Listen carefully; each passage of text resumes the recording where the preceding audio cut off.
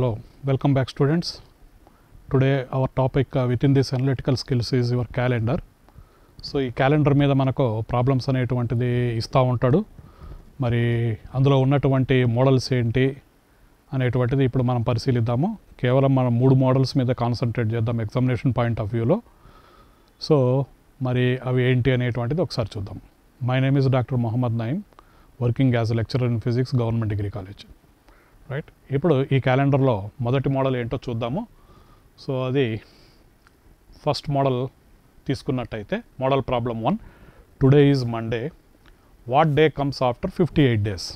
So ఈరోజు Monday అయినట్టయితే 58 రోజుల తర్వాత ఏ రోజు వస్తుంది, అది సోమవారమా, మంగళవారమా, బుధవారమా అనేటువంటిది మనం చెప్పాలన్నమాట. ఇది ఇచ్చినటువంటి లెక్క. సో షార్ట్, ఇది సింప్లెస్ట్ ప్రాబ్లము క్యాలెండర్లో. మరి దీన్ని ఏ విధంగా చేస్తామనేటువంటిది చూద్దాం. దీని సొల్యూషన్ ఏంటంటే, మనము ఏ రోజైతే వాడు ఇచ్చాడో ఆ రోజు వేసుకుంటాం, today plus reminder of 58/7. So దాన్ని, ఆ రిమైండర్ని ఏమని అంటామంటే ఆడ్ డేస్ అని అంటాం అన్నమాట. అంటే ఇక్కడ 7తో ఎందుకు భాగించారండి? 58 అంటే వాడు ఇచ్చాడు, 7తో ఎందుకు భాగించారు అంటే వారానికి 7 రోజులు కాబట్టి ఆ ఇచ్చినటువంటి అంకె 58ని మనం 7తో డివైడ్ చేస్తామన్నమాట. దాని యొక్క శేషము, రిమైండర్ అంటే శేషం అండి, ఆ శేషాన్ని మనం ఆడ్ డేస్ అని అంటామన్నమాట. ఆ వచ్చినటువంటి విలువని ఈ రోజు ఏదైతే ఇచ్చాడో వాడు ఆ రోజుతో కలపాలన్నమాట. సో ఇక్కడ జాగ్రత్తగా చూడండి. ఇప్పుడు ఈ సూత్రాన్ని అనుసరించి టుడే అంటే వాడే ఇచ్చాడు మండే, ప్లస్ రిమైండర్ ఆఫ్ 58/7. శేషం ఎంత వస్తుందంటే 7తో భాగిస్తే 58, మనకు 2 వస్తుందన్నమాట శేషం. అంటే ఈరోజు మండే అని వాడే ఇచ్చాడు కాబట్టి దానికి శేషం వచ్చినటువంటి 58తో 7ని భాగిస్తే 58ని 7తో భాగించక వచ్చేటువంటి ఆ యొక్క శేషం 2ని కలిపినట్టయితే వాటిని ఆడ్ డేస్ అని అంటాము. అప్పుడు ఏమవుతుందంటే మండేకి 2 రోజులు కలపండి, ట్యూస్డే, వెన్స్డే. సో వెన్స్డే అనేటువంటిది మనకు కావాల్సినటువంటి ఆన్సర్ అవుతుందన్నమాట. ఈ విధంగా ఇచ్చినటువంటి రోజుని, ఆ ఇచ్చినటువంటి విలువని 7తో భాగించగా మనకు ఎంత శేషం వస్తుందో ఆ శేషాన్ని ఈ రోజు కలిపితే ఆ అంతకు 2 రోజులు ముందుకు జరిగినట్టయితే నీకు కావాల్సినటువంటి ఆన్సర్ వస్తుందన్నమాట. ఇది సింప్లెస్ట్ ప్రాబ్లం అండి, తేలిగ్గా మనము ఈజీగా చేయగలిగినటువంటి ప్రాబ్లం. సరే, దీంట్లో కూడా డౌట్ ఉందా అనేటువంటిది చూస్తే, మరి దానికి రెండవ మోడల్ కూడా ఒకటే ఇచ్చాను, సేమ్ అదే. టుడే ఈజ్ సండే, ఈరోజు సండే కనుక ఉన్నట్టయితే what days comes after 49 days, 49 రోజుల తర్వాత ఏ రోజు వస్తుందో చెప్పండి అని అంటున్నాడు అనమాట. సో ఈరోజు సండే అయితే 49 రోజుల తర్వాత ఏ రోజు అవుతుంది, అది సోమవారమా, మంగళవారమా ఏంటి అనేటువంటి చెప్పాలన్నమాట. సేమ్ సొల్యూషన్ కనుక తీసుకున్నట్టయితే ఈరోజు ఏదో మనం తీసుకుంటాం, today plus reminder of 49/7. So those are nothing but odd days. వాటిని ఆడ్ డేస్ అని అంటాం అనమాట. అంటే 49ని 7తో భాగించగా వచ్చేటువంటి శేషాన్ని ఆడ్ డేస్ అని అంటాం. సో ఆ ఆడ్ డేస్ని ఈరోజు టుడేతో కలపాలన్నమాట. సో టుడే వాడే ఇచ్చాడు సండే అని, సండే ప్లస్ 49ని 7తో భాగించగా శేషం ఎంత అవుతుందంటే 7 49 కాబట్టి శేషం 0 అవుతుందన్నమాట. సో 0 ఆడ్ డేస్ అవుతాయి అన్నమాట. అంటే సండేకి 0 కలిపితే మళ్ళీ సండేనే వస్తుంది. కాబట్టి ఇచ్చినటువంటి లెక్కకు ఈరోజు సండే అయినట్టయితే 49 రోజుల తర్వాత మళ్ళీ సండేనే అవుతుంది అని చెప్తున్నాం అనమాట. సో ఇది మోడల్ 1కి సంబంధించినటువంటి తేలికైనటువంటి ప్రాబ్లం అనమాట. నెక్స్ట్ ఆ తర్వాత రెండవ మోడల్ చూద్దాము. ఇది కొంచెం జాగ్రత్తగా గుర్తుపెట్టుకోవాల్సినటువంటి టర్మ్స్ ఉంటాయండి, ఇది చాలా ఇంపార్టెంట్ అయినటువంటిది. మరి ఆ కాంగ్రుయెన్స్ మోడల్ ఏంటనేటువంటిది చూద్దాం.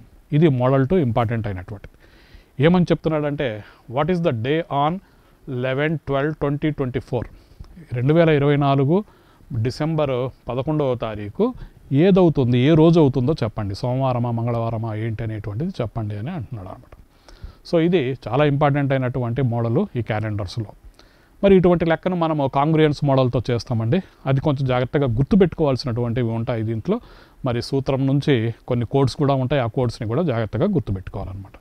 మరి ఏంటి ఆ సొల్యూషన్ ఏంటి అంటే, ఏ రోజు కావాలంటున్నాడు వాడు, day is equal to remainder of శేషం అనమాట. ఎవరెవరికి? డేస్ ప్లస్ ఇయర్ అంటే లాస్ట్ 2 సంవత్సరాలు 2 నంబర్లే తీసుకోవాలి. ఇయర్లో వాడు ఇచ్చినటువంటి 2024లో లాస్ట్ 2 నంబర్లు అంటే 24 మాత్రమే తీసుకుంటాము. Plus month code plus year code, ఈ 2 కోడ్స్ ఉన్నాయని గుర్తుపెట్టుకోవాల్సింది. ప్లస్ లీప్ ఇయర్ కోషియంట్ అని అంటున్నాడు, leap year quotient divided by 7. So ఆ మొత్తము చేసి 7తో భాగిస్తే వచ్చేటువంటి రిమైండరే నీకు కావాల్సినటువంటి ఆన్సర్ అవుతుంది అని చెప్తున్నాడు అనమాట. మళ్ళోసారి చూద్దాము. Remainder of days plus year, చివరి 2 నంబర్లు, plus month code plus year code plus leap year quotient divided by 7. ఇది నువ్వు చేయవలసినటువంటి దానికి సంబంధించినటువంటి సొల్యూషన్ అనమాట. ఇది ఇంపార్టెంట్ అమ్మా, జాగ్రత్తగా గుర్తుపెట్టుకోవాలి. రైట్, ఇప్పుడు జాగ్రత్తగా ఈ సాల్వ్ చేద్దాము, ఒక్కొక్కటి సాల్వ్ చేద్దాము ప్రాబ్లం నుంచి. అది ఎట్లా చేస్తామంటే ఆ సూత్రంలో ఉన్నటువంటి టర్మ్స్ ఎట్లా వేస్తాము అనేటువంటిది ఒకసారి జాగ్రత్తగా చూడండి. సో ఇందులో మనము ఏం చేస్తున్నామంటే సేమ్ సూత్రం, remainder of days plus year plus last 2 numbers plus month code plus year code plus leap year quotient divided by 7. So which implies day is equal to remainder of days. Days ఎన్ని రోజులండి మనకి ఇచ్చినటువంటిది? మనకి ఇచ్చింది 11/12/2024 ఇచ్చిన లెక్క. ఆ రోజు ఏ రోజో కనుక్కోమన్నా. డేస్ ఎంత? మొదటిది 11 అనమాట. సో 11 అని వేసుకుంటాం, డే స్థానంలో 11 వేసుకుంటాం. ప్లస్ సూత్రంలో ఏమొచ్చింది? ఇయర్ లాస్ట్ 2 numbers వేయండి అంటున్నాడు. ఇయర్ ఏమి ఇచ్చాడు? 2024. 2024లో చివరి 2 అంకెలు అంటే ఎంత? 24. కాబట్టి 24 వేసుకున్నాం. ఆ తర్వాత ప్లస్ మంత్ కోడ్ ఉంది, ప్లస్ ఇయర్ కోడ్ ఉంది, అవి తెలియదు, ఇప్పుడు ఆ కోడ్స్ నేర్చుకోవాలి. Plus quotient of leap year అనమాట. So quotient of leap year అంటే ఎట్లా చేస్తాము? చివరి 2 అంకెలు సంవత్సరము, ఒక సంవత్సరం అనేటువంటిది లీప్ ఇయరా కాదా అనేటువంటిది ఎట్లా తెలుస్తుందంటే 4తో భాగించబడాలి సహజంగా. కాబట్టి 4తో భాగించబడితే ఆ అంకె లీప్ ఇయర్ అని అంటాం అనమాట. కాబట్టి ఆ రోజు లీప్ ఇయర్లో ఏమవుతుందంటే ఫిబ్రవరిలో 28 రోజులకు బదులుగా 29 రోజులు ఉంటుంది, ఒక రోజు ఎక్స్ట్రా ఉంటుందన్నమాట. కాబట్టి అది ఎట్లా తెలుస్తుంది లీప్ ఇయరా కాదా ఇచ్చినటువంటి సంవత్సరం అంటే? ఆ చివరి ఇయర్లో చివరి 2 అంకెలు ఉంటాయి కదా, దాన్ని 4తో భాగించాలి. ఎందుకంటే లీప్ ఇయర్ అనేటువంటిది ప్రతి 4 సంవత్సరాలకు ఒకసారి వస్తుందన్నమాట. ఫిబ్రవరిలో 29 రోజులు వస్తాయన్నమాట లీప్ ఇయర్. అది తెలుసుకునే పద్ధతి, చివరి 2 అంకెలు ఇచ్చినటువంటి సంవత్సరాన్ని 4తో భాగించాలన్నమాట. శేషం 0గా కనుక వస్తే అదే లీప్ ఇయర్ అవుతుందన్నమాట. కాబట్టి ఇప్పుడు లీప్ ఇయర్ కోషియంట్ అన్నాడు కాబట్టి 24 మనకి ఇచ్చింది 2024 కాబట్టి 2024 చివరి అంకెలు 24/4, 4తో భాగించబడుతుంది అనమాట. అది 4 6 24. సో కోషియంట్ మనకు 6 అవుతుంది డివైడెడ్ బై 7. సూత్రం యాజ్ ఇట్ ఈస్గా వేసుకున్నాం. So therefore remainder days 11 plus year ఏమో 24 ప్లస్ మంత్ కోడ్ తెలియదు ప్లస్ ఇయర్ కోడ్ తెలియదు ప్లస్ శేషము 24/4 వచ్చినట్టయితే శేషం ఎంత వచ్చిందంటే 6 వచ్చింది. సపోజ్ కొన్ని లెక్కల్లో పాయింట్లు కూడా వస్తాయంటే 6.5 ఇట్లా వచ్చినాయి అనుకోండి, ప్యూర్ హోల్ నెంబర్ మాత్రమే వేసుకోవాలి, 6 అనేటువంటిది వేసుకోవాలి. పాయింట్ తర్వాత ఉన్నటువంటివన్నీ తీసేయాలి, ముందు ఉన్నటువంటి అంకె మాత్రమే వేయాలన్నమాట. హోల్ నెంబర్ పూర్ణాంకం మాత్రమే వేయాలన్నమాట. సో ఇక్కడ 24/4 అంటే మన కోషియంట్ 6 కాబట్టి 6 అనేటువంటిది వేస్తామన్నమాట. సో కోషియంట్ ఎప్పుడు కూడా పూర్ణాంకంగానే తీసుకోవాలి, హోల్ నెంబర్గానే తీసుకోవాలి. సో 6 ఇంకా మామూలు సూత్రం డివైడెడ్ బై 7. సో ఇప్పుడు మనకు కావాల్సింది ఇంకా దీంట్లో అడ్డం పడినటువంటివి ఏంటి అంటే ఇంతవరకు తేలిగ్గానే ఉంది. ఇంతవరకు మనకు అడ్డం పడుతున్నటువంటివి ఏంటంటే ఇక్కడ month code and year code ఇవి తెలుసుకోవాలన్నమాట. దీనికే జాగ్రత్తగా గుర్తుపెట్టుకోవాలి మనము. అది ఎట్లా గుర్తుపెట్టుకుంటాం, నెలల కోడ్ ఏంటి, ఈ సంవత్సరాలకు సంబంధించిన కోడ్ ఏంటి అనేటువంటిది ఇప్పుడు నేర్చుకునే ప్రయత్నం చేద్దాం. రైట్, ఇక్కడ జాగ్రత్తగా చూడండి. మంత్ కోడ్స్ ఎట్లా చేశానంటే నేను దీనికోసము మొత్తం 3 పెట్టెలు చేశానండి. 3 వరుసలు తీసుకున్నాను, అడ్డంగా 4 చేసుకున్నాను. ఎందుకంటే మనకు ప్రతి నెల సంవత్సరానికి 12 నెలలు ఉంటాయి కాబట్టి 3 4 12. సో 12 వరుసలు వచ్చేటట్టు చూసుకున్నాను అనమాట. ఈ విధంగా తీసుకున్నట్టయితే 3, ఇట్లా తీసుకున్నట్టయితే 4గా తీసుకున్నాను అనమాట. ఇక ప్రతి నెలకు కోడ్ ఉంటుందన్నమాట. ఆ నెలకు కోడ్ ఎట్లా గుర్తుపెట్టుకుంటామంటే ఇక్కడ జాగ్రత్తగా చూడండి. మంత్ కోడ్ పైన వరుస ఒకేసారి గుర్తుపెట్టుకోండి. 144 అనేటువంటిది ఏంటంటే సెక్షన్ అన్నమాట. ఇది పోలీస్ సెక్షన్. 144వ సెక్షన్ పెట్టినట్టయితే ఎగ్జామ్స్ జరిగేటప్పుడు లేదా ఎలక్షన్లు జరిగేటప్పుడు మన పోలీసు వాళ్ళు ఏం చేస్తుంటారంటే 144 సెక్షన్ పెడుతుంటారు. 144 సెక్షన్ పెట్టడం అంటే అర్థం ఏంటంటే అక్కడ ఎవరు గుమ్మి కూడా కూడదు అనమాట, ఎవరు ఉండకూడదు అనమాట. సో పోలీసులు వచ్చి లాఠీ చార్జ్ చేస్తారనమాట.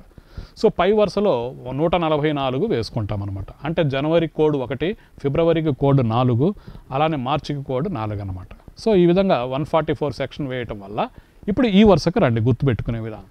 ఇంకా అక్కడ ఎవరు ఉండరు, 0 0 1. సో 0 0 ఆ పైన ఉన్నటువంటి 1 వస్తుంది. కాబట్టి ఈ విధంగా 144 సెక్షన్ విధించడం వల్ల ఎవరు ఉండరు కాబట్టి 0 0 చిట్ట చివరిది 1 అనమాట. అంటే అర్థం ఏంటి, జనవరి ఫిబ్రవరి మార్చ్ అయిపోయింది, ఇది ఏప్రిల్కి కోడ్ 0 అనమాట. అలానే ఏప్రిల్ మే జూన్ జూలై ఇది జూలై కోడ్ 0, అలానే అక్టోబర్కి కోడ్ 1 అనమాట. అంటే ఇప్పుడు మనకి ఈ వరుస మొత్తం అయిపోయింది. ఇక ఆ తర్వాత ఈ చివర గుర్తుపెట్టుకునే విధానం చెప్తాను చూడండి. అదేంటంటే ఇక్కడ 4 వచ్చింది కదా, 4 తర్వాత అంకె 5, తర్వాత అంకె 6. ఇంకా 6 కంటే ఎక్కువ ఉండేటువంటి అవకాశం లేదు కాబట్టి చివరిది కూడా 6 పెట్టుకుంటాం. కాబట్టి ఈ విధంగా 4 5 6 తర్వాత 6 పెట్టేశాము. అంటే ఆ సంబంధించినటువంటి ఆ నెలకు సంబంధించినటువంటి కోడ్ మనకు అక్కడ వచ్చేసింది అనమాట. నెక్స్ట్ ఇక మిగిలింది ఈ వరుస మొత్తం అయిపోయింది. ఇప్పుడు నేను పెట్టినటువంటి ఈ వరుస మొత్తం అయిపోయింది. ఇంకా మిగిలింది మనకు 2, 3, 4. చూడండి ఇక్కడ 4 వచ్చేసింది. తర్వాత ఏం చేసామంటే 2, 3, 4 ఈ వరుస మొత్తం 2, 3, 4 వరుసగా వేసుకున్నాం అనమాట. ఈ విధంగా పెట్టె మొత్తం 12 నంబర్లు అనేటువంటిది మనకు వచ్చినాయి. 12 నంబర్లు కూడా 12 నెలలకు సంబంధించినటువంటి విలువలు అనమాట. సో జనవరికి 1, ఫిబ్రవరికి 4, మార్చికి 4, అలానే ఏప్రిల్కి 0 కోడ్ విలువ, ఫిబ్రవరికి 2 కోడ్ విలువ, మార్చికి 5 కోడ్ విలువ, జూన్కు కోడ్ విలువ 5, జూలైకి కోడ్ విలువ 0, అలానే ఆగస్టుకి కోడ్ విలువ 3, అలానే సెప్టెంబర్కి కోడ్ విలువ 6, అక్టోబర్కి కోడ్ విలువ 1, నవంబర్కి కోడ్ విలువ 4, డిసెంబర్కి కోడ్ విలువ 6. ఈ విధంగా నేను చెప్పినట్టు జాగ్రత్తగా కనుక గుర్తుపెట్టుకున్నట్టయితే మనకు తేలిగ్గా ఈ నెలల గురించి కోడ్ అనేటువంటిది గుర్తుపెట్టుకోవచ్చు అనమాట. ఆ తర్వాత సంవత్సరాలకు సంబంధించిన కోడ్ కూడా సూత్రంలో ఉంది. ఇయర్కి సంబంధించిన కోడ్ ఎట్లా స్టార్ట్ చేస్తామంటే ఇక్కడ జాగ్రత్తగా చూడండి. 1900తో మొదలు పెట్టండి, ఒక్కొక్క సంవత్సరం పైన కలుపుకుంటూ వెళ్ళిపోండి. అలానే కింద కూడా ఒక్కొక్క సంవత్సరం 100 సంవత్సరాలు కలుపుకుంటూ వెళ్ళిపోండి. పైన 100 సంవత్సరాలు, కింద 100 సంవత్సరాలు కలుపుకుంటూ వెళ్ళిపోండి 1900కి. ఇప్పుడు దాన్ని ఎట్లా చేస్తున్నామంటే ప్రామాణికంగా 1900 సంవత్సరాన్ని 0గా తీసుకుంటున్నామండి. అంటే 1900 సంవత్సరము కోడ్ 0 అవుతుంది. ఆ తర్వాత పైన ఉన్నటువంటి అంకెలకు మీరు ఏం చేస్తారు, 2 కలుపుకుంటూ వెళ్ళండి. అంటే ఉదాహరణకు 18కి 0కి 2 కలిపితే 2 అవుతుంది 1800కు. అలానే దానికి ఇంకొక 2 కలపండి 4, అంటే 1700కు మనకు కోడ్ విలువ 4 అవుతుంది అనమాట. అలానే దానికి ఇంకొక 4 కలపండి 1600కు మనకు 6 అవుతుంది అనమాట. ఈ విధంగా 6, 4, 2, 0 19 నుంచి తీసుకొని 2 కలుపుకుంటే 6, ఇంకా గరిష్టంగా 6 ఉంటాయండి మనకు కోడ్ విలువలు. కాబట్టి మనం 7, 8 ఇట్లాంటివి ఉండవు అనమాట. అంటే అర్థం ఏంటంటే మీరు గమనించినట్టయితే ఈ విలువ 19 నుంచి 6, 4, 2, 0 వస్తుంది.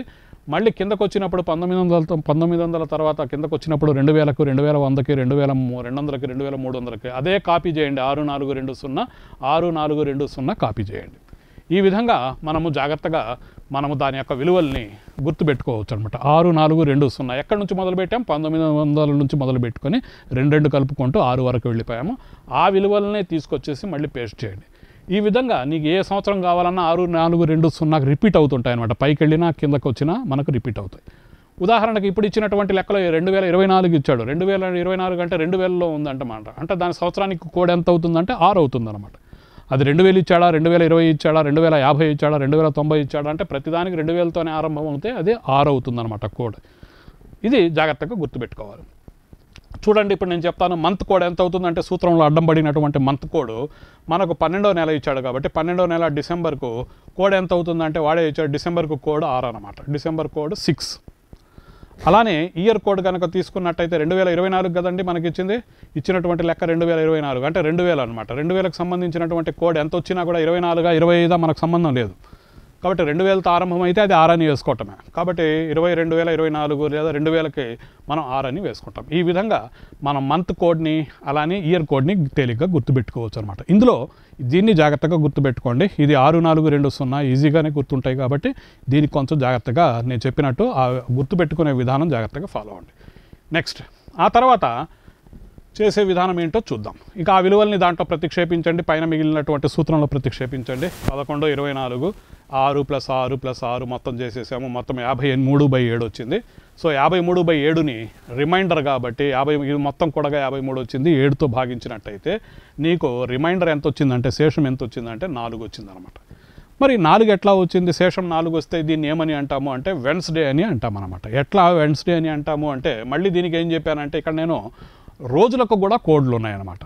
నెలకు, సంవత్సరాలతో పాటు రోజులకు కూడా కోడ్ ఉంది. నేను ఏ కోడ్ తీసుకున్నానంటే సండేని 1గా తీసుకున్నానండి, మండేని 2, ట్యూస్డేని 3, ఇట్లా ఒక్కొక్కటి కలుపుకుంటా వెళ్ళిపోయాను. చివరికి ఇంకా వారానికి మనకు Sunday, Monday, Tuesday, Wednesday, Thursday, Friday వచ్చింది.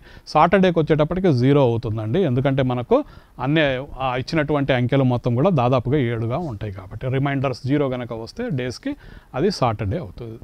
నెక్స్ట్ ఇప్పుడు ఈ విలువల్ని దీంట్లో జాగ్రత్తగా ప్రతిక్షేపించుకున్నట్టయితే మనకు దీనికి సంబంధించినటువంటి ఆన్సరు శేషం 4 వచ్చింది. శేషం 4 వచ్చిందంటే పైన చెప్పుకున్నాము శేషం 4 వచ్చినట్టయితే అది వెన్స్డే.